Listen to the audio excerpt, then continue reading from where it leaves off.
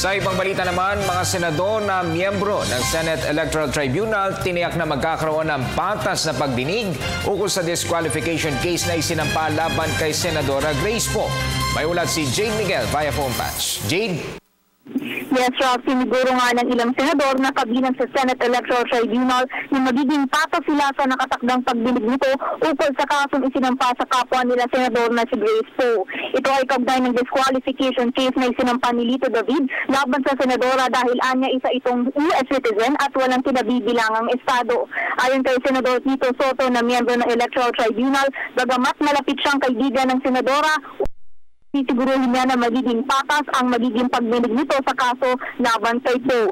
Hindi naman sa pag-i-inhibit ng ilang politiko na kabilang sa tribunal, idiniit ng senador na hindi ito madaling gawin dahil lahat sila ay may kani-kanilang interes bilang politiko. Taong bayan at mga hukom na rin anya maghuhusga sa isasagawa nilang pagdinig sa pamumuno ni Justice Antonio Carpio. Sa kabilang banda, naglabas naman ng pangayag si Senador Nancy Binay na kabilang din sa tribunal na magsasagawa ng pagdinig ukol sa naturang kaso kay Poe. Ayon sa senadora, dadalo siya sa lahat ng mga gagawing pagdinig at ibabase niya lahat ng kanyang komento sa mga ebidensya. Hindi rin daw siya magpapadala sa daloy ng politika. Sa kabilang banda, hinimok naman ng kaalyado ni Binay na si Senador J.V. Ejercito ang kapwa senadora na mag-exhibit na lamang bilang anak ni Vice Presidente Jejomar Marbinay na posibleng makalaban ni Poe sa halalan. Sa kabila nito, umaasa naman si Poe na magiging patas ang gaganating pagdinig.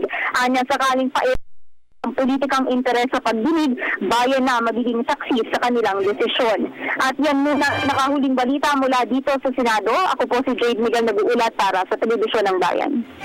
Maraming salamat, Jade Miguel.